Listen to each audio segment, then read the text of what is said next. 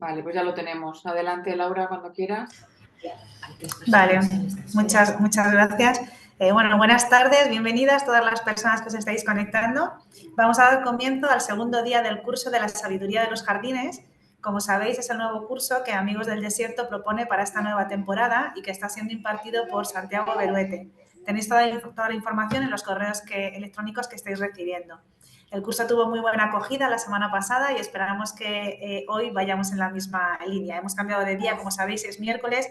Se está conectando un poquito menos de personas, pero bueno, también probablemente sea porque tenemos siempre fijado el jueves y al haberlo cambiado, pues a lo mejor hoy somos unos poquitos menos, pero bueno, ya el resto de sesiones ya siempre van a volver a ser en jueves. Ha sido solo cosa de hoy.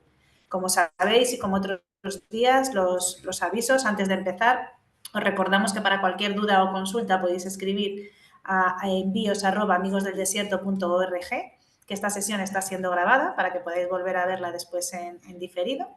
Que a lo largo de toda la sesión pues podéis ir pasando vuestras preguntas por el chat de esta misma sesión y Santiago las responderá sobre las 8 menos 10 más o menos. Ya sabéis también que si votáis las preguntas que más os gusten, pues nos ayuda a las personas que estamos moderando a elegir las que más votos tengan. Hoy Santiago nos va a hablar del jardín como metáfora visual del bienestar y el bien ser.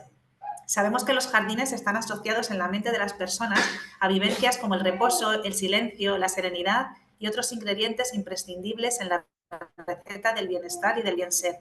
Sea cual sea esta, hay una corriente subterránea, un vínculo secreto que une la felicidad con los huertos y jardines desde los inicios de la civilización y que convierte a estas islas de perfección, fragmentos del paraíso, oasis de verdor. Se podría decir que la experiencia del jardín, lo que Epicuro escribió de la filosofía, contribuye a la salud del cuerpo y del alma. Es solo una breve introducción de lo que nos espera para esta tarde. Santiago, damos comienzo a la segunda sesión. Bienvenido. Estamos con muchas ganas de escucharte y de aprender. Cuando quieras. Bueno, pues muchas gracias a todos. Dar también las gracias pues, a Laura, a Juan, a Ignacio, a Manuel, a todos los que hacéis posible esto. Estoy subiendo ahora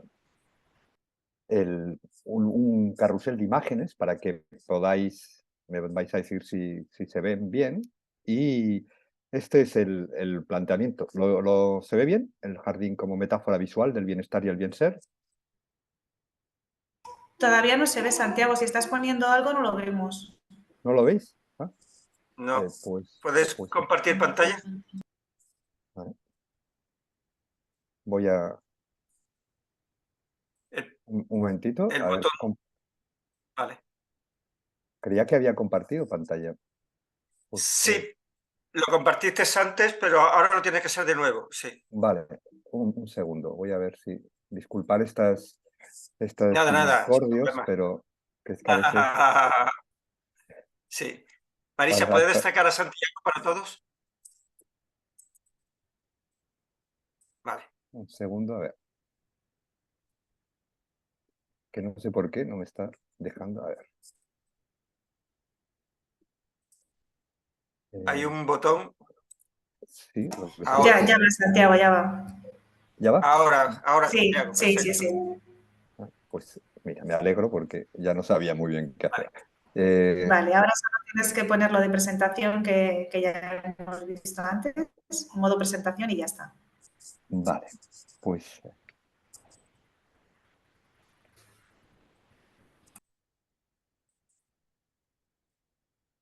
Vale, en teoría te está puesto. ¿Está bien? ¿Se oye? ¿Se ve bien? No. No se ve en modo presentación. Era en el botón inferior derecho, ¿verdad, Laura?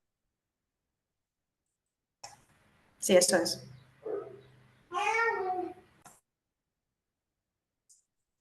A lo mejor te lo tapa parte de la pantalla. A ver, si ahora... Ahora sí. Ahora sí. Pues sí. no, la verdad es que no sé muy bien qué ha pasado, pero mientras funcione, adelante. Bueno, pues este es el título, como Laura nos ha dicho, el jardín como metáfora visual del bienestar y el bien ser. Ya veis que hay un juego de palabras ahí entre... El otro día hablábamos cómo los jardines habían sido una metáfora visual bueno, de la buena vida, de la felicidad, ¿no? De hecho, los jardines son el espacio por excelencia utópico. Esta palabra significa que es un espacio feliz y bello al mismo tiempo, ¿no? Sea cuando pensamos en el paraíso terrenal, sea cuando soñamos o ensoñamos la vida más allá de este mundo, siempre acabamos decorándola, engalanándola con plantas, con árboles, con flores. Y esta es parte del tema que vamos a hablar hoy, ¿no? Al final, ya os adelanto, he preparado, en alusión a lo que el otro día me planteabais, algunos de los amigos del desierto, una selección de 4 jardines en España. Otro día hablaremos de las Américas o hablaremos de otros lugares del mundo que encierran, podríamos llamar que son jardines de ensueño y encierran muchos de las ideas que vamos a tratar hoy aquí, ¿no? En realidad, la idea básica que hoy voy a jugar con ella es con la idea del jardín como una terapia filosófica. Lo vais a entender más adelante cuando vaya desarrollando la charla, ¿no? Pero estaba hablando antes con Laura y Juan que el otro día, que estuvimos hablando de los jardines secos, los jardines minerales, los jardines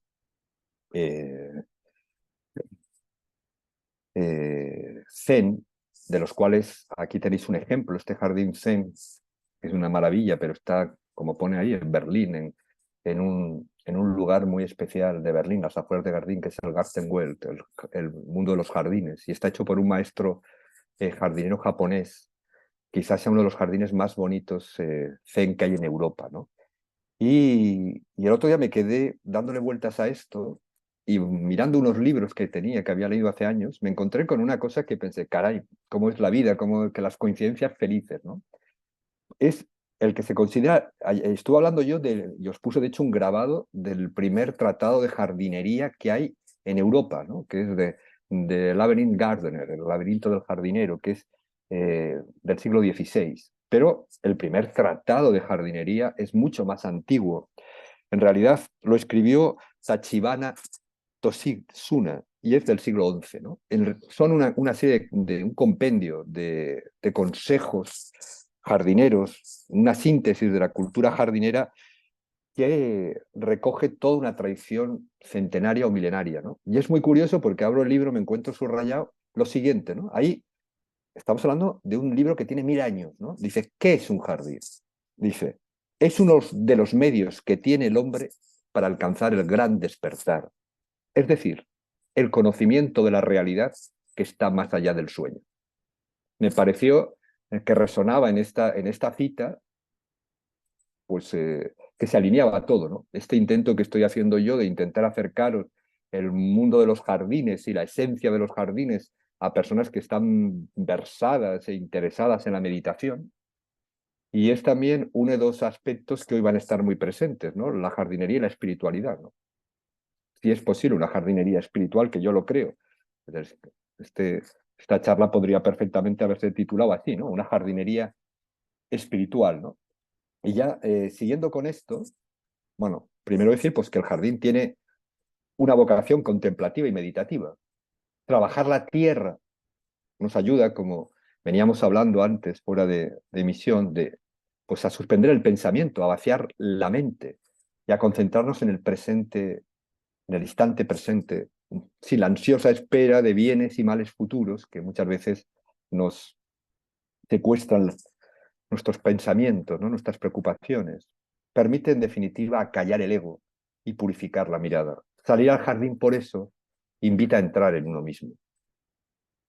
Un filósofo de la tradición muy conocido, Arthur Schopenhauer, decía que un bello panorama, un bello jardín, es una catarsis del espíritu, una liberación del espíritu, tal y como la música lo es del ánimo. Y en su presencia, mirar este jardín que tenemos delante, uno pensará de modo más certero. De hecho, en Oriente muchos de los jardines tenían como función la contemplación, ¿no? La meditación, servir de escenario o de marco para la meditación personal.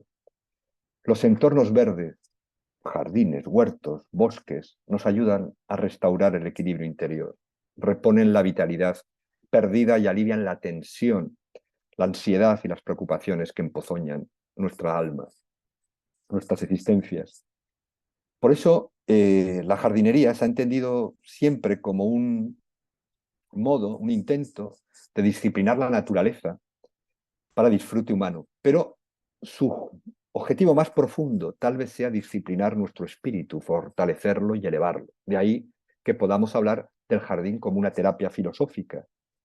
Colaborar con el crecimiento de las plantas, da lo mismo si es un huerto, un jardín, o incluso los maceteros o los tiestos que tenemos en un balcón o en una terraza, ayuda, qué duda cabe, a nuestro propio crecimiento, a nuestra renovación interior. Nos brinda la ocasión, como decimos, de desensimismarnos, de practicar la contemplación activa y encontrar en nosotros la calma y la quietud. Ver crecer lo que plantamos es una de las fuentes de gozo más genuinas. Tanto es así que la experiencia del jardín puede contribuir a la eudamonía, esta palabra que se ha traducido muchas veces como felicidad. Su traducción más acertada, más ajustada, más literal es florecimiento interior. Según Aristóteles, el padre de la filosofía, en uno de los libros más importantes de la tradición filosófica, la metafísica de Aristóteles, allá dice que y la ética Nicómaco, por supuesto, dice que el propósito de la vida es la felicidad, la eudamonía. Por eso se dice que la ética aristotélica es una ética de la eudamonía. El fin de la vida, la búsqueda de la felicidad, es el propósito de la vida. Pues bien, esa eudamonía es, a lo que se refería Aristóteles, es al florecimiento interior, a llegar a ser el que somos. Y esto es imposible sin un conocerse a uno mismo. Desde esta perspectiva, es lícito concebir el jardín como una terapia filosófica, como una medicina o cuidado del alma, tomando la expresión de Sócrates, terapia psique. Sócrates decía que la filosofía era una terapia del alma. Como antes hemos dicho, la jardinería, en este sentido, se puede identificar con la filosofía, porque contribuyen, como decía Epicuro, tanto a la salud física como espiritual de las personas. Es decir, quizá la mejor manera de alcanzar o de procurar esta salud anímica sea, siguiendo el consejo de otro filósofo, Voltaire, cultivar el propio huerto.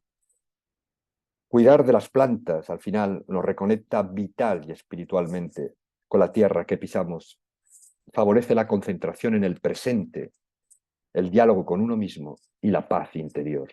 He ahí el verdadero significado del término jardinosofía que aparecía en la primera charla, ¿no? Y que da título, es un neologismo que yo acuñé para referirnos a toda una tradición literario-filosófica, humanística, que desde tiempos de Virgilio y de Columela y de mucho antes, pues hasta la actualidad ha celebrado el gozo sensorial e intelectual de los jardines, la reconexión con la naturaleza, la capacidad regeneradora de la naturaleza, ¿no? Y entonces, yo con esa palabra jardinosofía quería llamar la atención sobre esta tradición literario-filosófica y al mismo tiempo sumar mi granito a esta larga cadena de libros, ¿no? Y el significado de la jardinosofía es esa sabiduría relacionada, como decía Séneca, con el dominio de uno mismo, con la tranquila posesión de uno mismo, ¿no? Con el conocimiento interior, ¿no? Que es de lo que vamos a ir hablando a lo largo de esta charla, ¿no? Bueno, aquí está el grabado que hemos visto antes. Lo voy a poner un momento, voy a hacer un pequeño comentario. Es un grabado que a mí siempre me gusta mucho, ¿no? Porque hacer un jardín es un grabado del comienzo del Renacimiento, donde se ve un jardín laberinto. Un día ya me entretendré en hablar de los dédalos vegetales, de los laberintos, etcétera, de los cuales en España hay algunos cuantos muy significativos. Y también es curioso porque el laberinto vegetal nos lo encontramos en las catedrales de la Edad Media y el Renacimiento, en el suelo de las catedrales. Uno emblemático es el de Chartres, no sé si habéis estado, esta catedral. Pero hay multitud de catedrales y también catedrales españolas e iglesias y abadías. Y después se convirtió en un dispositivo visual, es decir, se convirtió en laberintos vegetales en el exterior, que eran una manera de representar simbólicamente el viaje del ser humano, el tránsito del ser humano por la vida, ¿no? Como las encrucijadas, las celadas, los peligros, los caminos, las idas y venidas del camino del tránsito del ser humano por la vida, ¿no? Y ahí se ve a una persona meditando, ¿no? En medio del laberinto, ¿no? Quizá todas las personas en el laberinto del mundo tenemos, antes o después, tenemos que recorrer ese laberinto del mundo para llegar a nuestro centro, ¿no? A ese autoconocimiento. Bueno, un día ya nos detendremos más en esto, incluso os pondré imágenes de laberintos. De paso, aprovecho también para deciros que en este caso, como la charla va a ser, toca muchos aspectos espirituales, he cogido unos cuantos cuadros, imágenes de artistas contemporáneos, de artistas urbanos, de lanartistas, como esto es un graffiti, que sale ahora a florecer por dentro, que es la traducción literal de la palabra eudamonía y esa palabra que encierra en sí mismo todo el código de la filosofía clásica, ¿no? Ese sería el propósito de la vida. En realidad, esto es un graffiti que está en la ciudad de Boston, ¿vale? Y vais a ver también pues, distintas, para que veáis cómo el arte contemporáneo, en el arte contemporáneo resuenan también muchas de las preocupaciones espirituales y filosóficas, pero con otro lenguaje, ¿no? Y entonces veréis cómo reverberan las imágenes del arte contemporáneo en la filosofía y también en el discurso que estoy haciendo. Bueno, yo lo que pretendo en pocas cosas es transmitiros algunas de las enseñanzas que he aprendido de las plantas, algo tan sencillo como eso, y también pues, repasar algunas de las enseñanzas de hoja perenne de la tradición filosófica. Hoy voy a citar una cita que me gusta mucho de Michel de Montaigne. Michel de Montaigne, el autor de los ensayos, no sé si, el que crea, de hecho, la palabra ensayo, que será un género literario, pero de pensamiento, decía, aun cuando podríamos ser eruditos del saber ajeno, solo podemos ser sabios de nuestra propia sabiduría. Recordaros que este curso se titula La sabiduría de los jardines. Es decir, uno puede ser muy erudito, puede saber mucho de una cosa, puede saber muchísimo de la historia cultural de los jardines, pero no ser sabio. O sea, porque erudición y sabiduría no son lo mismo. La sabiduría solamente la puede segregar, crear uno interiorizando extrayendo una gota de sabiduría a partir de las experiencias vividas. Y ese es un trabajo que nadie puede hacer por ti, ¿vale? Esto es muy, muy importante porque esto Montaigne lo recuerda y a menudo se olvida, ¿no? Parece que una persona que sabe mucho es un sabio.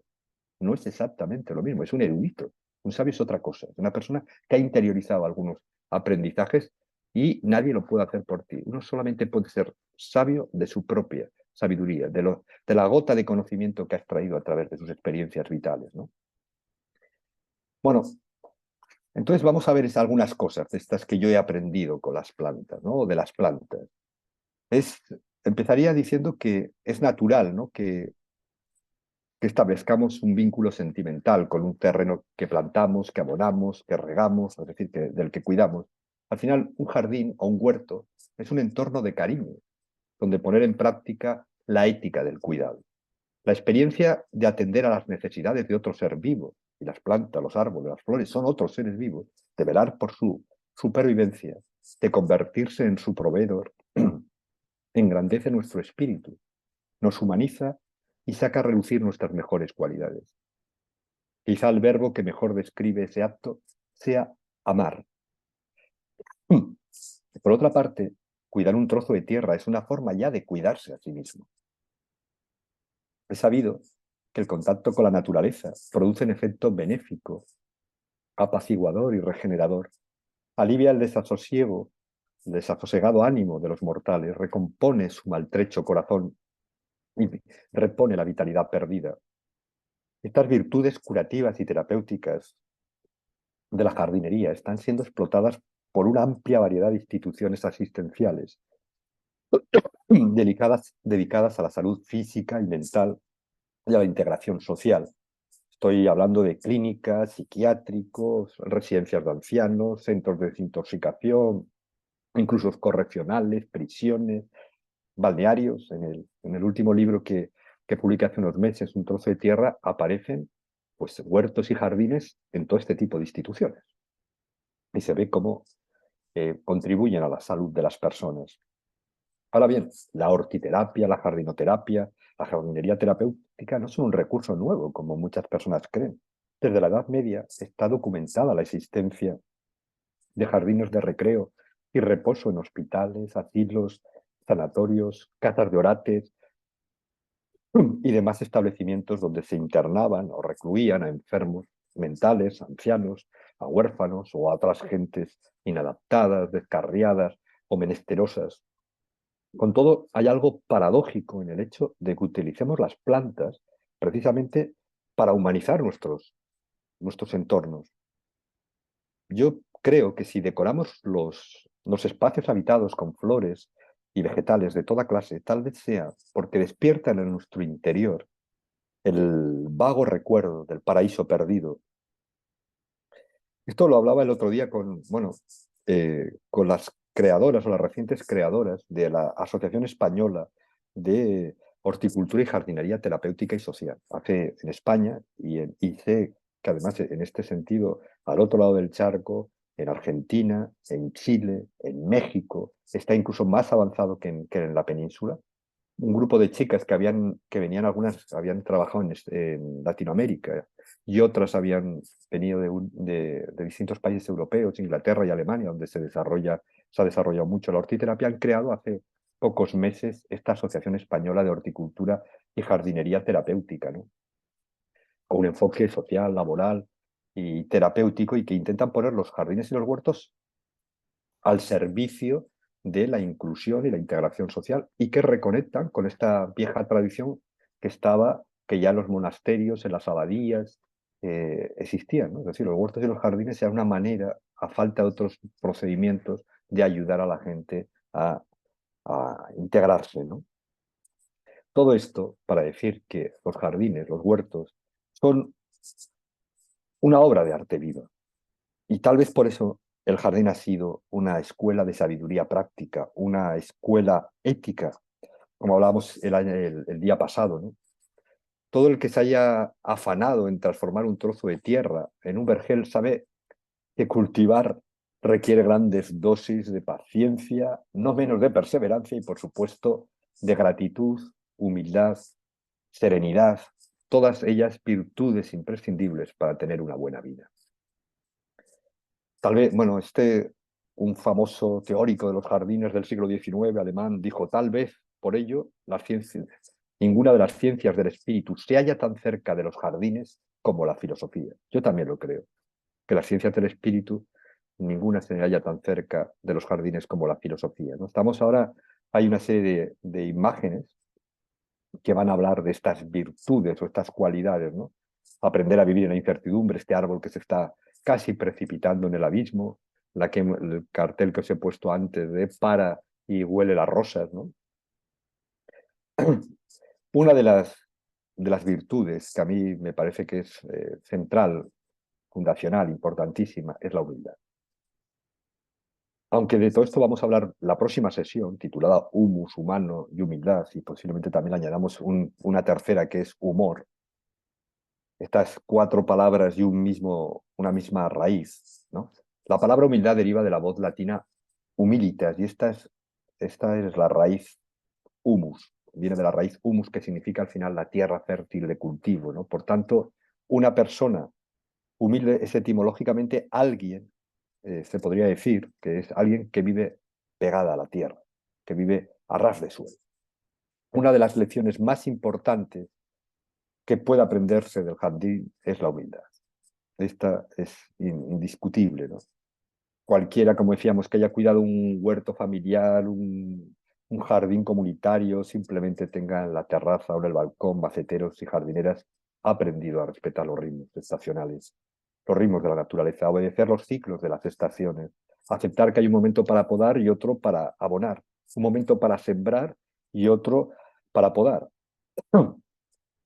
una estación para trasplantar y otra para regar. Ha tenido, en definitiva, la profunda experiencia de no estar solo y también de ser insignificante, de interdependencia de todo lo viviente y de la humilde aceptación de que la realidad es como es.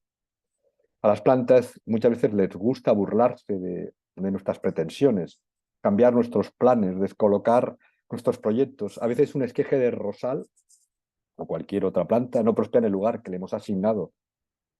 O las enredaderas se resisten a trepar por la pérgola y aceptar nuestra voluntad. Humildad, en pocas palabras, es la palabra más importante del lenguaje jardinero, porque describe ahora, como hace miles de años, nuestra relación con la naturaleza. La única manera de dominarla es obedecerla. El significado profundo de plantar es la modestia, o lo que es lo mismo, la gratitud. A ver, hay que vestirse, ¿no? Si lo puse aquí, me parece, o lo puse el otro día. Uno de los cuadros un cuadro clásico del jardinero. Bueno, después saldrá. Hay que vestirse de mendigo para trabajar la tierra, para acudir a esa fiesta de lo efímero, como definió uno de los grandes pensadores del jardín, Michel Baridón, el jardín, ¿no? La fiesta de lo efímero. Pues bien, para acudir a esa fiesta de lo efímero, la etiqueta exige enfundarse una camisa vieja y unos gastados pantalones, calzarse botas, ponerse los guantes de trabajo y cubrirse con un sombrero de paja. Si Dios quiso que la profesión de Adán, el primer hombre, fuera la de jardinero, es porque, como nos recuerda Rudyard Kipling, la mitad del trabajo, y esto es con ironía, se hace de rodillas. Y el jardinero, a mí me gusta pensar que si el jardinero es el oficio más antiguo del mundo, es en definitiva porque desde sus orígenes los seres humanos, llevados a veces por la nostalgia o la añoranza del paraíso perdido, otras por el deseo o el anhelo de un mundo mejor, han cultivado las plantas mientras se dejaban cultivar por ellas. Un día hablaremos de esta relación de coevolución simbiótica entre plantas y jardineros, ¿no? Pero eso es otro tema que ya lo dejaremos para un día más adelante. Hablando de estas cosas que uno aprende de las plantas, una indiscutible es la constancia, la tenacidad, el tesón, ¿no? La dedicación. Me gusta recordar una frase de William Shakespeare, ¿no? El clásico entre los clásicos, ¿no? Que dice: nuestros jardines son los cuerpos en los que hacen de jardineros nuestras voluntades. Voluntad, dedicación, tenacidad, tesón. A pesar de estar siempre cambiando, o tal vez por eso mismo, un jardín requiere constancia para mantener la unidad y la continuidad de su diseño. El más extraordinario de los parques puede desaparecer en poco tiempo por negligencia. Tal vez esto explica por qué conservamos tan pocos jardines históricos, ¿no? Por otro lado, como el jardinero no es un trabajador, por más que trabaje mucho para cultivar su terreno, su relación con la tierra no es mercantilista, no se funda la explotación desenfrenada, la productividad y el consumo, sino en el respeto, en el conocimiento y el cuidado, como venimos diciendo. De acuerdo con mi experiencia, nada se opone más a la impaciencia consumista que cuidar de un huerto, un jardín. El sencillo gesto de plantar, poco importa al final si son coles o rosas, puerros o dalias, se torna liberador, casi subversivo, justamente a causa de su simplicidad, en un mundo abrumado por el estrés y asediado por la insatisfacción. Uno no nace, sino que se hace jardinero, adoptando una forma respetuosa, moral y responsable de tratar con la naturaleza y de estar en el mundo, un hecho en el que nunca se acabará de insistir suficiente. Es que la buena vida requiere esfuerzo, la serenidad cuesta y el desapego resulta difícil cuando no sospechoso en un mundo entregado a la cultura del todavía más productividad, más consumo, más rapidez, más beneficios, etc., ¿no? Otra de estas cualidades, virtudes, indiscutiblemente asociada a los huertos, los jardines, a la naturaleza, es la paciencia, una virtud que se cultiva cultivando, ¿no? Valga la ironía, ¿no? Voy a nombrar también a otro de los grandes poetas y pensadores espirituales de todos los tiempos, Rumi, ¿no? Un escritor, un poeta persa del siglo XIII, dice: sé como el árbol que se desprende de todo aquello que está muerto. Habla del desapego material, ¿no?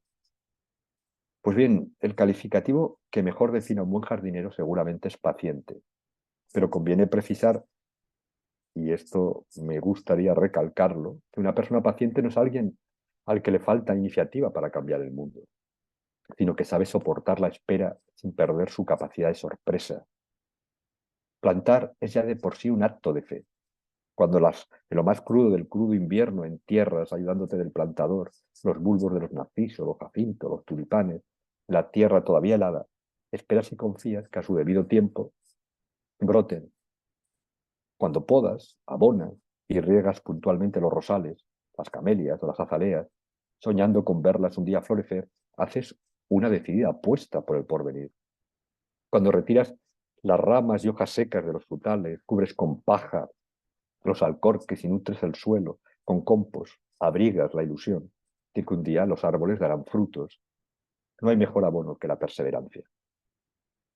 Me emociona pensar incluso que muchos de los grandes diseñadores de parques y jardines a menudo no vivieron lo suficiente para ver cómo las plantaciones se desarrollaban según sus planes y sus proyectos se hacían realidad. Los jardineros, como nos recuerda un escritor maravilloso, Karol Čapek, trabajan para el futuro. Otra de las cosas o de las cualidades, virtudes que uno aprende de los jardines y de los huertos es serenidad, ¿no? Otro de los dones del silencio y de la jardinería. El Tao Te Ching de Lao Tse dice les traigo esta frase que me parece que sintetiza mucho lo que quiero deciros, ¿no? Todos los seres crecen agitadamente, pero luego cada uno vuelve a su raíz. Volver a la raíz es hallar el reposo. Y de esto se trata, ¿no? De encontrar el reposo. El jardín desacelera nuestra mente y expande nuestra conciencia. Por eso estamos hablando de que el jardín puede ser una meditación encarnada, una terapia filosófica, una manera de sanación, ¿no? La jardinería puede ser entendida como una meditación encarnada, ¿no? Como decimos. Permite al mismo tiempo refugiarse y participar en el mundo, contemplar e intervenir en la naturaleza, ser uno mismo y olvidarse de sí, como decíamos, salir al aire libre y practicar la introspección sin caer en contradicciones ni traicionarse. El cultivo del jardín exterior es un buen medio para cultivar el jardín interior, pero la simple repetición de los gestos de cavar, plantar, regar, podar y demás no significan nada en sí mismos si no van acompañados de una conciencia plena. Su poder de transformación depende del espíritu con que los hagamos. Las plantaciones representan solo una ayuda, pero no son lo esencial de la jardinería espiritual. Aquí esto es es real y al mismo tiempo es un poco un juego irónico, ¿no? Este es un olivo que está en Ginesa, en una localidad de la Puglia, del Tacón, de la bota italiana. Y es un olivo que claramente parece ser estar pensando, ¿no? Y por eso la gente del lugar, de esas aldeas, le llama el olivo pensante. Me ha parecido bonito traerlo aquí, ¿no? Y ponerlo aquí. Las personas, esta es una artista maravillosa, esto es una metáfora también, yo creo, de la meditación y la contemplación, ¿no? Morten Laxkogen. Las personas recurren a la jardinería en tiempos de emergencia ecosocial como la nuestra, no solo para corregir el déficit de naturaleza, como se ha dicho muchas veces, de la sociedad urbana, sino también el déficit de sentido, para reencontrarse con la fantasía tangible de un mundo más hermoso y justo. Más que el anhelo de reconectar con la tierra, la verdolatría, es decir, la veneración por la naturaleza, esa verdolatría imperante en nuestro tiempo y que utilicé con este neologismo titulé mi segundo libro de este ciclo, Verdolatría o La naturaleza nos enseña a ser humanos. Esta verdolatría, esa veneración por la naturaleza imperante en nuestras sociedades, evidencia la honda necesidad de que nuestras vidas tengan un propósito. Pone en evidencia lo necesitados que estamos de identificarnos con algo, de cuidarnos cuidando de otros seres vivos. Una gran mayoría de nosotros somos incapaces de imaginar la dicha completa sin el verdor de las plantas. La actual proliferación de ecoterapias y recetas de cuidados verdes evidencia tanto, como estamos diciendo, el aumento del malestar psíquico y espiritual de las mal llamadas sociedades del bienestar, como la imperiosa necesidad de sus ciudadanos de reconectar con la propia naturaleza a través de la naturaleza. Proliferan por doquier las granjas de rehabilitación, las escuelas bosque, los gimnasios verdes, los centros de ortiterapia y jardinería terapéutica, entre otras muchas intervenciones imaginativas basadas en el poder reconfortante y curativo de la naturaleza. Desde el abordaje de las enfermedades mentales y trastornos del ánimo hasta las curas de desintoxicación y programas de reinserción de asentistas escolares e internos en prisiones, pasando por el alivio del duelo y el dolor crónico, los cuidados paliativos, se recurre a la naturaleza, al contacto y cuidado de las plantas y animales para hacer más llevadero el esfuerzo de vivir y recobrar las ganas de vivir. De hecho, mientras escribía esto, en los próximos, nada, ni una semana, colaboro en dos cosas que aparentemente están muy alejadas, geográficamente mucho, porque una tiene lugar en el Jardín Botánico de Bogotá, que es el Simposio Internacional de Vitamina N, de Vitamina Naturaleza, donde es la aplicación de la naturaleza como un medio de integración, de cura, de beneficiar, de reconfortar a las personas de los distintos problemas psíquicos, mentales y espirituales. Y otra, en pocos días también, en la Universidad Internacional Menéndez Pelayo, en la sede que tiene en Cuenca, hay un curso de codesarrollo y terapias verdes, que yo también doy una charla ya, que la clausura del curso la doy, ¿no? Y estaba pensando cómo este tipo de fenómenos proliferan, se han multiplicado. Es decir, la palabra naturaleza parece añadir un plus, ¿no? Está rodeada como de una aureola casi sagrada, ¿no? Un día hablaremos de esto también, del turismo espiritual, lo he titulado, ¿no? Esa charla, ¿no? Pero cómo a veces mercantilizamos todo, incluida la palabra naturaleza, ¿no? Pero bueno, eso lo dejaremos para otro día. Lo cierto es que asistimos al florecimiento de una nueva religiosidad sin Dios ni dogmas, que aboga por el despertar interior y un cambio o elevación de la conciencia. En esos nuevos imaginarios espirituales, la veneración a la naturaleza se ha convertido en un lugar común.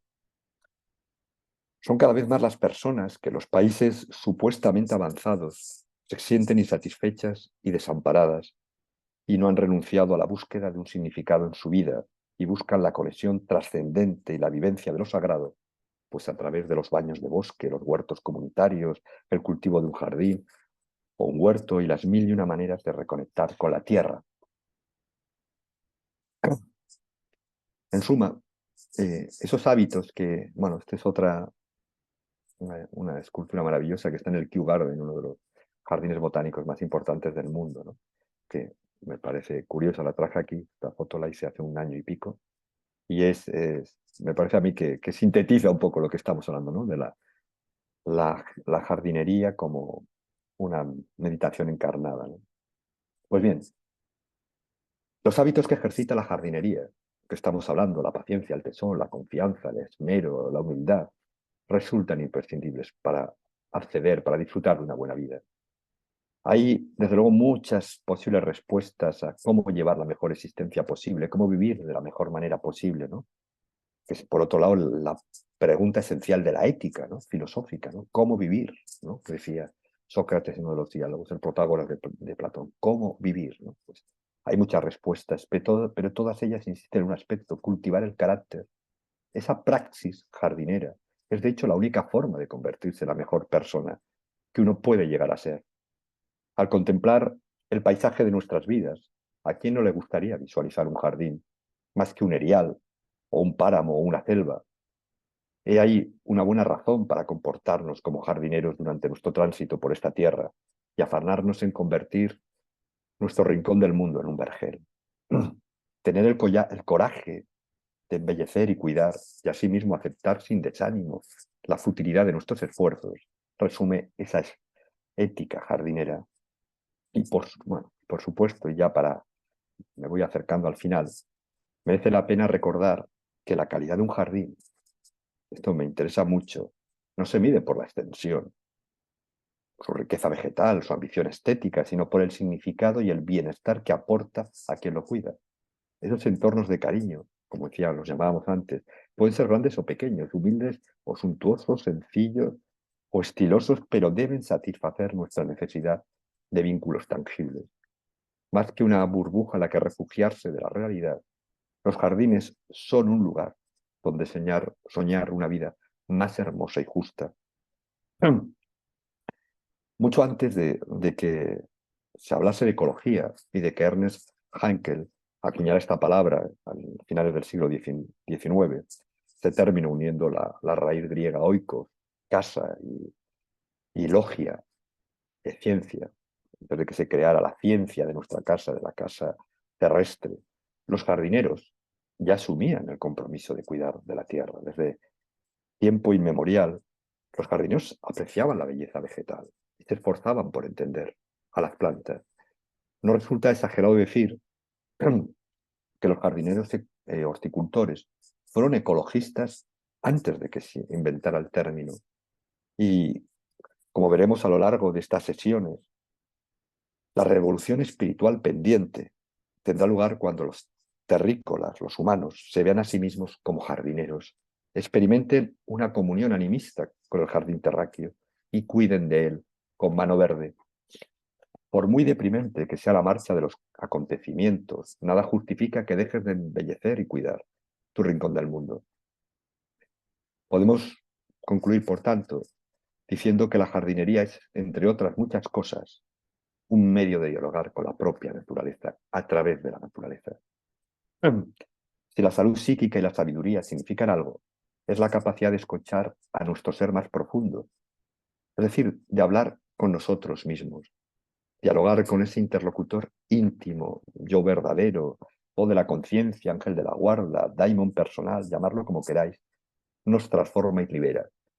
Mientras que hacer oídos sordos a sus ruegos nos esclaviza y encadena a nuestros temores neuróticos y contradicciones existenciales.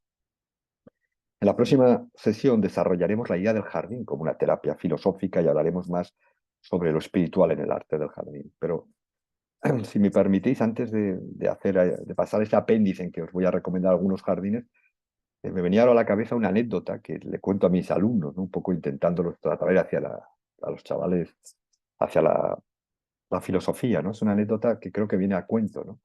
El protagonista es Antístenes, uno de los más celebrados discípulos de Sócrates, ¿no? Cuando este señor era ya un venerable anciano, le preguntaron en cierta ocasión para qué servía esto de la filosofía al que había dedicado su vida entera, ¿no? Él se quedó pensativo unos instantes y sin titubear dijo una afirmación contundente, ¿no? Dijo: la filosofía me ha enseñado a hablar conmigo mismo. Esta frase para mí encierra más contenido que el más grueso de los tratados, ¿no? En un mundo como el nuestro, en que está superpoblado de palabras y también de imágenes, es cada vez más difícil mantener un genuino diálogo, ¿no? Con uno mismo y con los otros. El reencuentro con uno mismo, sea a través de la jardinería o a través de la meditación o a través de las múltiples técnicas que hay, es esencial, ¿no? Para no perder la brújula interior, ¿no? Y bueno, le decía a Juan y a Laura antes que contaría un chiste, ¿no? Antes de pasar a una cosa más terrenal, más los jardines, ¿no? Que he preparado, que el otro día, no sé si os acordáis, bueno, estos son los libros de los que estoy extrayendo bastante de la información, ¿no? Que forman un ciclo, ahora saldrá un quinto libro, pero creo que habremos acabado el curso cuando vea la luz. Y bueno, estos jardines, algunos jardines de ensueño, antes de pararme a hablar de algunos jardines de ensueño, voy a contaros un breve chiste para cambiar un poco el tono, ¿no? Mental, ¿no? ¿Qué dice un jardinero a otro? ¿Qué le dice un jardinero a otro? Este es un chiste que me contaba mi abuela cuando yo era pequeño y salíamos al jardín, ¿no? Iba de su mano. Ella me enseñó muchas de las cosas y creo que mi pasión por los jardines viene de ella, ¿no? Me crié con mi abuela en un jardín, ¿no? Decía, ¿qué le dice un jardinero a otro? Pues seamos felices mientras podamos. Y ese es un poco el mensaje que os quería mandar, ¿no? Y ahora, como un epílogo, el otro día algunos de los que estabais me preguntasteis por jardines. Hoy me he centrado en 4 de la península, ¿no? Que son muy distintos de estilo, características, tamaño, ambición, estética, etcétera, ¿no? pero que son todos accesibles, que son todos muy atractivos y que depende de dónde viváis y puede tentar o no. Este es el Jardín de la Albarda. Está en Pedreguer, muy cerca de la localidad de Denia, en Alicante. Y es una creación de Enrique Montoliu, un personaje realmente digno de novela, ¿no? Parece salir de una página de las novelas, dedicado 30 años a construir este paraíso, este oasis verde, allá en el Mediterráneo, con plantas endémicas. Están una variedad increíble de cítricos, de plantas mediterráneas, de plantas de mismos locales, en fin, se ha convertido en un lugar, a mí os lo he puesto aquí en primer sitio, porque este jardín lo visitan más de 20.000 personas cada año y prácticamente el 95% son extranjeros. Es irónico. Yo tengo amigos que viven a 5 kilómetros de ese jardín y no lo conocían. Es una maravilla. Yo os animo a que os paseáis por ahí. Es lo más cerca que estaréis de la Edén posiblemente en esta tierra, ¿vale? Es una absoluta maravilla y es muy accesible, ¿no? Otro lugar que esta es la que, bueno, la que sale ahí es una amiga y seguramente a su padre todos los conocéis, no solo en España, sino en las Américas, ¿no? Es Rodríguez de la Fuente. Es la hija pequeña de de, Rodríguez de la Fuente, ¿no? Y ha dedicado una parte importante de su vida puso en marcha primero la industria de flores sostenibles más importante, una de las más importantes de España. Es una pionera en este campo, ¿no? Hay alguna otra industria en Cataluña, por ejemplo, en Girona, pero es una pionera en la creación bueno, de cultivo de flores cortadas sostenibles. Y en los últimos años ha llevado a cabo un proyecto personal que es crear un jardín allá en Brihuega, en Guadalajara, en las montañas, muy cerca de donde cuando éramos niños veíamos a Rodríguez de la Fuente con los lobos, ¿no? Pues allá donde era un poco el Sangrilá, la casa familiar, está este jardín. Es un jardín humilde, maravilloso, y bueno, y refleja un poco como Enrique es también una persona llena de virtudes, ¿no? De estas virtudes que hemos hablado, de paciencia, de constancia, de tenacidad, de serenidad. Pues ambos dos encarnan muy bien esto. Ahora nos vamos a la otra punta del país. Íñigo Segurola. Bueno, Íñigo Segurola, es posible que sea igual al que más lo conozcáis, aunque no caigáis. Íñigo Segurola apareció 25 años en las pantallas de la televisión en un programa que seguramente muchos de vosotros recordáis, que fue Bricomanía. Bricomanía tenía una parte que era de plantas y jardines. Pues el vasco, este grandullón que salía, era Íñigo Segurola. Lo que no sabemos, lo que no sabíais, es que durante 10 años dedicó sus esfuerzos, también sus ganancias en la televisión, a construir esta maravilla. Es un jardín en un pequeño valle vasco, en Oyarzun, Guipúzcoa.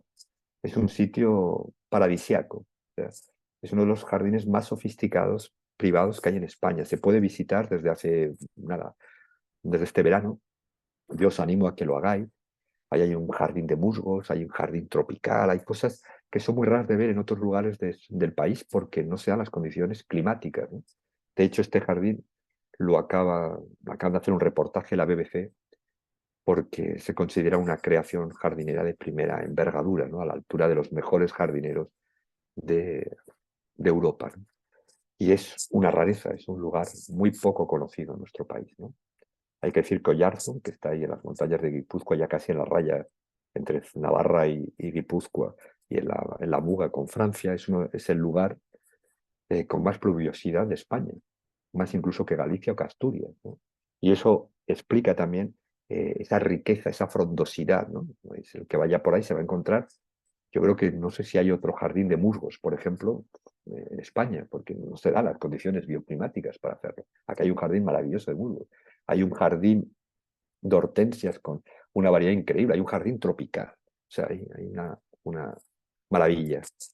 Y después os he puesto otro jardín por el que siento especial predilección. El jardinero en este caso está muerto, es Leandro Silva, era un uruguayo maravilloso, al cual yo creo que todos los anteriores jardineros le deben mucho. Este jardinero que se formó en Uruguay, se formó después con más Burle Marx en Brasil, y en la Escuela de Paisajismo de París trajo toda la jardinería y las tendencias jardineras modernas de España. Reformó el Real Jardín Botánico de Madrid. Y este es el jardín de su casa, en Segovia, el Romeral de San Marcos. Hoy es propiedad de su viuda y es un jardín privado, personal, muy hermoso que se puede visitar y que también os recomiendo, ¿no? Estos tres jardineros, Leandro Silva, Leticia Rodríguez de la Fuente, Íñigo Segurola y Enrique Montoliu, son personas de carne y hueso que hicieron jardines en nuestro país, que han hecho jardines, algunos muy recientes, otros más veteranos, que en sus vidas también encarnan estas virtudes, estas cualidades que hablamos, ¿no? Y para mí es una invitación a que los visitéis, ¿no? También. Y yo por ahora pues no tengo más que decir, me he alargado un poco más de la cuenta porque quería contaros esto, haceros esta invitación a también un poco hacer excursiones, no solo mentales, sino también físicas, por si alguno está cerca de nuestros jardines para que tenga la ocasión de visitarlos, ¿no? Y nada más. Y ahora ya pasamos al coloquio cuando queráis. Muchas gracias, Santiago. Puedes Nada, quitar si vosotros. quieres ya la presentación y pasamos al turno de preguntas. Has estado recomendando jardines de España y entonces ahora en el chat tenemos que si nos puedes recomendar otro día jardines de Argentina, creo que ponía. Bueno, de Argentina los conozco menos, de Colombia, México. Pondré de Latinoamérica, porque de hecho además siento una especial vinculación con Latinoamérica. Eh, Vale, pues la primera y pregunta que te vamos a hacer es ¿cómo hacer que una jardinería espiritual se universalice? A ver, se universalice para mitigar el cambio climático. bueno, yo Un en segundo, varios porque de están las... escribiendo en el chat y cuando voy leyendo se me va. Sí. Para mitigar el cambio climático y la pérdida de biodiversidad. Bueno, de hecho, sobre eso vamos a dedicarle varias charlas, ¿vale? Porque sobre todo a partir de la séptima a la octava, el tema del colapso climático, de la crisis ecosocial, de cómo los jardines y los huertos nos pueden ayudar a imaginar un futuro diferente al que parecemos condenados, ¿no? Por la entropía climática, por la celeridad tecnológica, por esta locura, ¿no? de vida en la que estamos instalados, ¿no? Y entonces, yo lo que os puedo decir es que evidentemente hoy hablamos de las virtudes, las cualidades que se desarrollan con la jardinería. Si las incorporamos a la vida privada, evidentemente van a tener un impacto en el medio ambiente, pero también una cosa que voy a hablar en una charla posterior, que además creo que va a ser filosófica, pero también poética, o voy a intentar que lo que sea, incluso es posible que os lea algún poema. La concepción de la tierra como un jardín, esta idea de la teoría Gaia, pero también que viene de la jardinería y también viene bueno, de la tradición filosófica del anima mundi, ¿no? De que la tierra es un ser vivo que tiene alma, que esto está en los presocráticos, está en Platón, recorre toda la tradición medieval, surge en el Renacimiento, en fin. Ahí está hilvanada toda la historia filosófica de nuestra... Es echar una mirada al mundo desde el punto de vista de la jardinería, mirar el mundo como jardineros. Yo creo que este mundo, esta situación de crisis ecosocial tendrá solución o tendrá remedio si adoptamos el papel o adoptamos el papel de jardinero, ¿no? En vez de ver la tierra como un objeto de consumo más, como un bien material, lo empezamos a ver como una herencia, algo que debemos dejar en legado a nuestros descendientes, ¿no? Y adoptar el cuidado y la belleza como medios esenciales, ¿no? Para cuidar desde nuestro torrocito de tierra, desde lo micro a lo macro, desde lo local a lo global. Y bueno, como hablaremos de esto mucho en próximas charlas, pues no me voy a extender ahora más, ¿no? Santiago, te traslado yo otra pregunta que he visto por aquí. Además, había un par que se parecen, hacen referencia al tema de los olores, ¿no? La jardinería de los olores, dice alguien, si podías integrar la jardinería de los olores y los jardines sensoriales. Y Almudena preguntaba, ¿hay libros donde aprender lo que significan los tipos de plantas y árboles para el ser humano?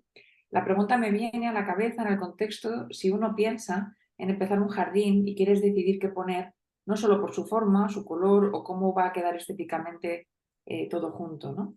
De manera relacionada, mi segunda pregunta es, ¿hay algún libro donde se expliquen los olores de las flores y las especies? Bueno, interesante. Vamos a ir por partes. Mira, primera cosa curiosa, ¿no? Los olores, ¿no? Eso que nosotros llamamos aromas, fragancias vegetales, ¿no? Que son además un objeto muy codiciado por los perfumistas, las narices que llaman la industria perfumista, aquellos que son los que destilan y decantan los grandes perfumes, ¿no? Es muy curioso y creo que muy revelador que las plantas aromáticas, en realidad esos aromas no están hechos para ser agradables son agradables para el ser humano, pero son repulsivos para la mayoría de los animales.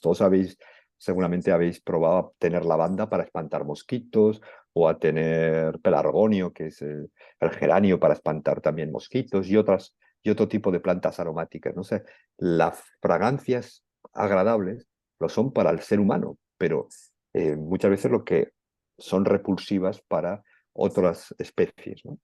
En la naturaleza no hay nada ni hermoso, ni feo, ni fragante, ni repulsivo, ¿no? De hecho, una de las flores más grandes del planeta para polinizar, atrae a los insectos polinizadores con el olor a carne putrefacta. Un día os pondré esta imagen, es una de las flores que tiene 2 metros de diámetro, es gigantesca, ¿no?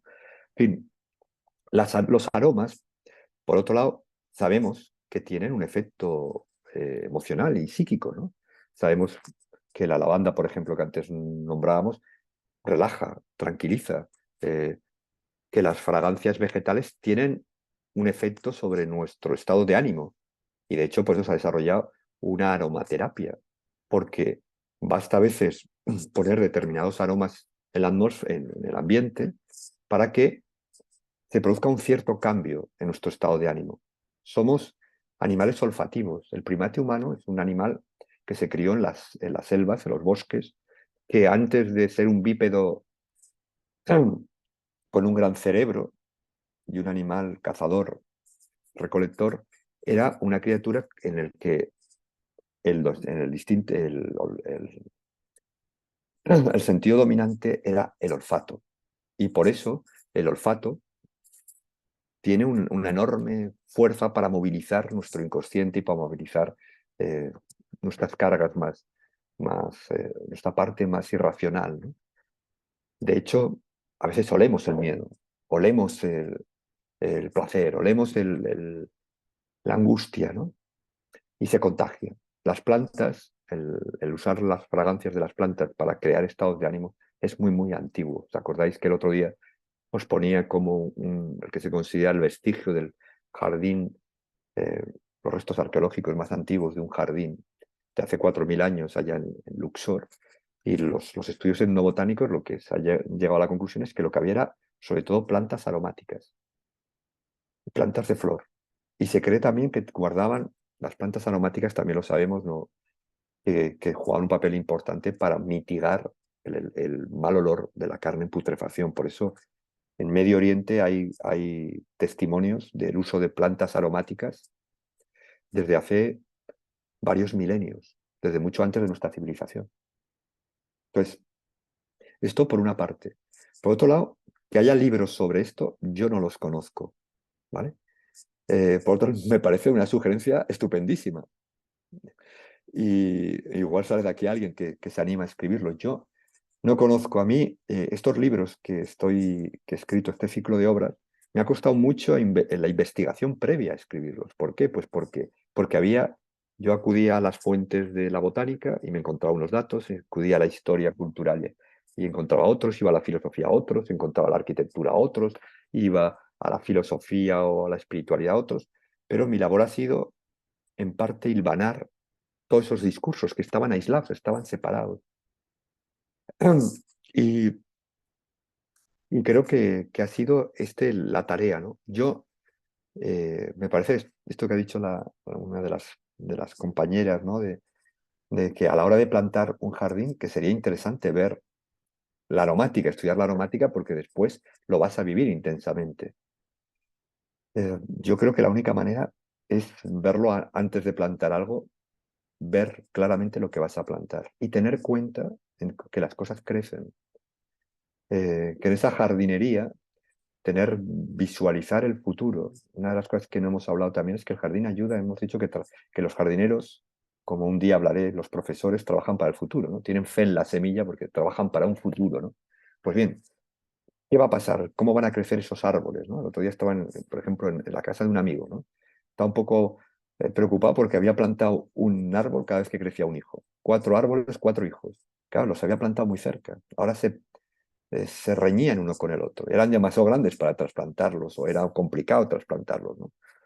No está pasando un poco con los hijos ya crecidos lo mismo, ¿no? O sea que esos árboles, igual que sus hijos, han crecido, ya son adultos y, y esta perspectiva de campo, esta perspectiva de que las cosas crecen, se desarrollan, conviene tenerlas presente antes de plantar y asomarse un poco a probar, ¿no? No sé, me ha gustado la idea de un libro de aromas, pero no lo conozco, no te sabría decir. Hay un jardinero español, escritor, que es Eduardo Barba, que ha hablado igual alguno ha visto los jardines. Bueno, un día igual traigo aquí unos cuantos libros que me parecen inspiradores, ¿no? Ahora mismo tenía uno aquí que hace una ecoteología, ¿no? De Victoriano Pérez Prieto, que siempre estoy leyendo y me está encantando este libro. Y está hablando del libro de Eduardo Barba, que es un libro que ha estudiado los cuadros del Museo del Prado, las plantas que aparecen en los cuadros clásicos. Y dedica en su libro parte a intentar, con calificativos, porque es muy difícil reproducir con palabras los aromas, las fragancias, pero dedica importancia a por qué esas plantas están en esos cuadros y hace alusiones a las fragancias, ¿no? Pero bueno, es una cosa menor, ¿no? Dentro del libro. Gracias, Santiago. Tenemos otra pregunta que es, ¿y qué puedes contarnos del llamado earthing? Con ello se alude a los beneficios aparentes que tiene el andar descalzo. Eso, bueno, lo conozco menos. Me recuerda que también muchas veces los baños de bosque, eh, que son una de las prácticas que se ha ido imponiendo se hacen a veces descalzo. Originalmente en el Japón se hacían muchas veces descalzo, ahora ya aquí en España es más difícil porque la gente no está acostumbrada. El soseiki, los baños de bosque, es una práctica que empieza en el Japón a, bueno, institucionalizarse en los años 80, ¿no? Cuando la crisis del petróleo afecta mucho a Japón, en los años 80 hay un montón de casos de suicidio laboral, de estrés laboral. Entonces el Ministerio de Salud japonés pone en práctica lo que se conocerá como baños de bosque, ¿no? Que está muy vinculado con la tradición japonesa, que consiste básicamente en pasearse por el bosque, muchas veces descalzo, haciendo ejercicios de respiración, de meditación. No es hacer trekking, no es hacer caminatas. Son caminatas por pistas forestales, pero el fin no es caminar. El fin es meditar, contemplar, extasiarse, relajarse. Es una forma de reencontrarse con la propia naturaleza a través de la naturaleza, ¿no? De contemplación o de meditación, ¿no? Tuvo tanto éxito que en poco tiempo se abrieron hasta 80 circuitos terapéuticos en Japón. Y de ahí, en el principio de los 90, empezó a saltar a otros lugares del planeta. Estados Unidos, más recientemente ha llegado a Europa, ahora en España.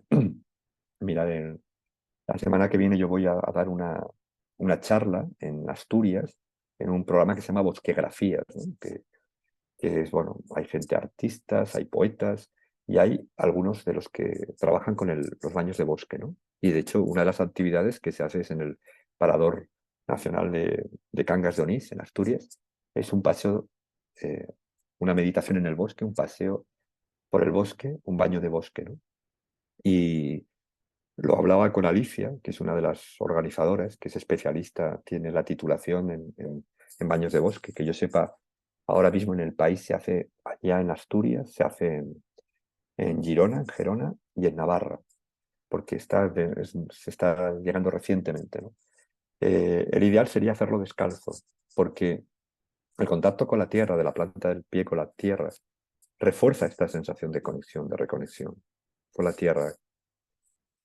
y nos ayuda a establecer, porque no se trata de hacer trekking, no se trata de hacer grandes distancias, no se trata tampoco de un paseo botánico, ¿no? Como hay, que son muy hermosos, y yo los hago a veces con expertos, ¿no? Que te explican los bosques, las plantas, sino es otra cosa. Esto es utilizar el bosque como un marco de contemplación y de introspección, ¿no?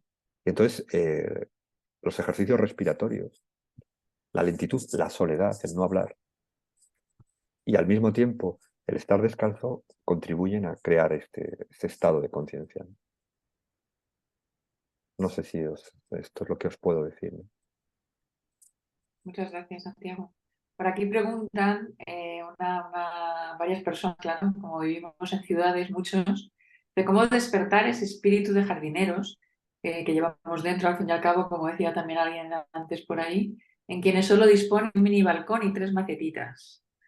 Bueno, yo no creo que a veces, ¿sabes? A mí me asusta mucho, y eso es lo que me pasó en España y no me ha pasado tanto en Hispanoamérica. Yo creo que mis libros se han entendido muy bien en Colombia, en México, en Perú, en otros países donde he ido, porque en España siempre los jardines están muy unidos a un signo de estatus, una marca de distinción, ¿vale? Entonces uno piensa en jardín y piensa, bueno, esto son las clases altas, las clases pudientes. Yo vivo en una isla mediterránea, en Ibiza, donde el jardín está asociado a estatus. Es decir, o sea, tú tienes un jardín, eres una persona rica. El jardín se utiliza como una manera de enfatizar tu riqueza personal. Esto creo que contradice parte de mi discurso, ¿no? O sea, no te digo que no lo sea.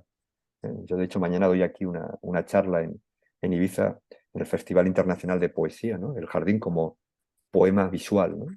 Y hablo con una chica que es una paisajista muy reconocida, internacional, que hay aquí, y que, claro, se ha dedicado a hacer jardines en mansiones para ricos.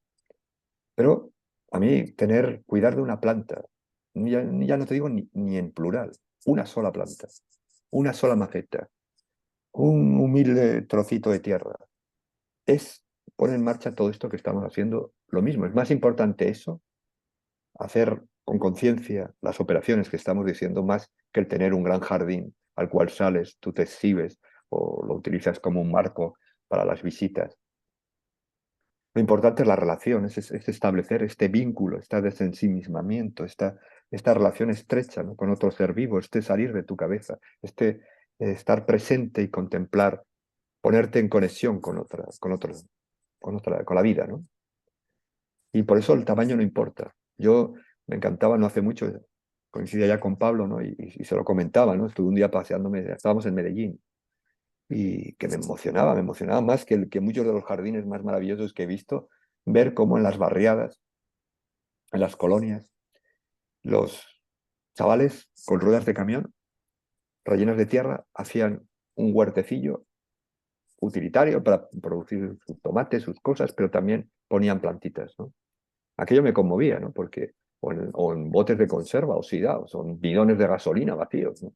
Esto habla de que la pulsión jardinera está muy, muy arraigada en todos nosotros. O sea, esto es un poco el recorrido histórico que hice el otro día. Era para esto, ¿no? Para que pensemos que en realidad los seres humanos, la jardinería es la primera profesión, es nuestra primera forma de estar en el mundo. Ser jardineros, ¿no? Nuestra civilización comienza con el salto del ser cazadores-recolectores a ser agricultores. Y ya en esos primeros momentos de domesticación de animales y plantas aparecen los primeros jardines. O sea, los documentos que tenemos de jardines coinciden en el espacio y en el tiempo con los primeros lugares de la revolución agraria, de la revolución neolítica, del comienzo de las primeras estados urbanos, ¿no? De las primeras ciudades-estado, ¿no? Pues yo, más que el tamaño, importa la calidad de la relación. Y esto, no sé si lo tengo previsto, no sé, y si no lo tengo previsto lo voy a meter, porque esto me ha tocado una fibra muy sensible, que es el tema de la educación, ¿no? Yo soy un educador vocacional, yo me he dedicado con gran pasión a la educación, ¿no? Y siempre el tercer libro de esta trilogía, que además ha tenido mucho más recorrido en los países latinoamericanos que en España, se titula Aprendívoro, ¿no? El cultivo de la curiosidad, ¿no? Y establece un paralelismo entre el cultivo de la tierra y el cultivo de las personas, ¿no? yo me declaraba muchas veces que era un jardinópeda, una persona que me dedicaba al cultivo de personas, pero con las mismas cualidades y con la misma mentalidad con que nos dedicamos al cultivo de las plantas, ¿no? Y esto no sé si estaba previsto, no lo recuerdo ahora bien, pero si no, un día, como he hecho hoy, me haré un desvío y nos meteremos en este jardín, valga la ironía, ¿no? Gracias, Santiago. Pues yo creo que te vamos a hacer ya la última pregunta y es, ¿cuál es si podemos hablar de la relación del jardín con la obra de arte? Esa es una pregunta y otra es, ¿cuál es el papel de las estatuas de seres míticos en los jardines? Que bueno, van más o menos.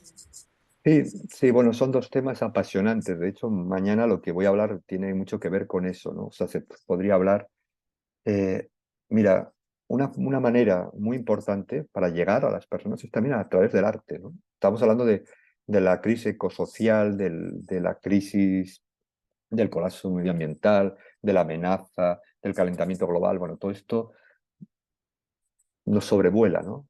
Todos vivimos un poco con esta inquietud de que encadenamos una oleada de calor tras otra, de que vemos cómo la biodiversidad desaparece, cómo las especies se extinguen, la deforestación, en fin. No voy a alargarme, ya hablaremos de esto más detenidamente, pero siempre se habla desde el punto de vista de la geoingeniería, de las intervenciones, se habla de la tecnología, ¿no? Desde el punto de vista del medioambientalismo, desde el punto de vista de la filosofía, pero nos olvidamos de la utilidad de lo inútil, de la utilidad del arte, para cambiar, modificar los imaginarios colectivos, ¿no? Yo vais a ver, y ya os he puesto un montón de obras de arte contemporáneas, desde grafitis, desde lanar, desde mm, esculturas que aparecen en los jardines. Esto está muy unido a la tradición jardinera. De hecho, pensar que los jardines de estatuas es uno de los clásicos del jardín italiano clásico, ¿no? Y del jardín francés y del jardín inglés, ¿no? O sea, en los jardines había estatuas que recordaban, que tenían un mensaje, ¿no? Cuando hablamos de jardines morales, ¿no? Que los jardines ingleses paisajistas del siglo XVIII, ¿no? XIX, donde el paseante, el visitante, recorría un itinerario y se iba encontrando con distintas esculturas o grupos escultóricos, donde eran como parábolas visuales, encerraban mensajes y a veces había inscripciones con mensajes, un poco como estas cosas que os pongo yo ahí, ¿no? En un aforismo. Esto es muy típico de los jardines. Creemos que es algo muy del arte contemporáneo, ¿no? Porque ahora yo hago bastantes cosas con artistas contemporáneos y yo les digo, estáis descubriendo el Mediterráneo. O sea, esto es tan antiguo como la historia de la jardinería. O sea, los jardines han sido también un marco de expresión artística, ¿no? Donde, mira, el otro día hablábamos de los laberintos vegetales, ¿no? Pues va a dar una charla sobre laberintos y antes os he puesto un laberinto vegetal, un dédalo verde, ¿no? En Versalles, en el jardín de Versalles, había un laberinto vegetal enorme que ha desaparecido, ya no se conserva. Pero se conservan grabados de que eran. Ese laberinto, además de un laberinto vegetal, era una gran sala de exposición escultórica. O sea, las personas iban recorriendo el laberinto, iban viendo distintas parábolas escultóricas y haciendo un recorrido, un itinerario mental, un itinerario espiritual, hasta el centro. Viajar al centro era viajar hacia la interioridad. Eh, Creo que resume todo, ¿no? El arte, el jardín como laberinto del mundo, la idea de la búsqueda espiritual, la búsqueda también de que significa esfuerzos, pérdidas, reencuentros, una travesía, ¿no? Esto es la esencia de la cultura jardinera. Y esto es lo que hace interesante a los jardines, no que sean un signo de estatus, una marca de distinción o un lugar para exhibirse. Esto es, bueno, forma parte de la mercantilización a la que está sometido todo, ¿no? No sé si os he respondido, pero bueno, como esto vamos a ir y volver una y otra vez, pues yo creo que habrá muchas ocasiones, ¿no? De hablar. Muchas gracias, Santiago. Sí que Nada, a tenemos el tiempo vosotros. cumplido. En el chat, como el otro día, Sí. tienes muchos mensajes de agradecimiento. Y lamentar la ¿Nos voz queda porque alguna? estoy un poco ahí que no me aguanta la voz, Sí, no, ¿sabes? te agradecemos muchísimo que hayas estado con nosotros sabiendo que además has tenido que estar en el médico esta mañana, así que muy agradecidos. Nada, a Yo creo vosotros. Ha sido un que placer compartir este rato con vosotros. Y nada, seguimos. nos ha venido muy bien el tema de hoy, el jardín como metáfora visual del bienestar y del bien ser. Yo resumo 3 frases que has dicho que me han gustado. Es: ver crecer lo que plantamos es una fuente de gozo. Salir al jardín invita a entrar en uno mismo, al jardín o huerta o incluso las macetas que comentaba alguien que tenía en el balcón. Lo que cada uno tenga invita a entrar en uno mismo. Y la jardinería como una meditación encarnada. Te damos las gracias por la sesión de hoy y nos vemos ya en la siguiente, que ya sí será nuevamente el jueves. Muy bien. Muchísimas gracias. A vosotros, nos vemos pronto. Amigos, hasta pronto. Gracias. Gracias. Gracias. Adiós. Adiós.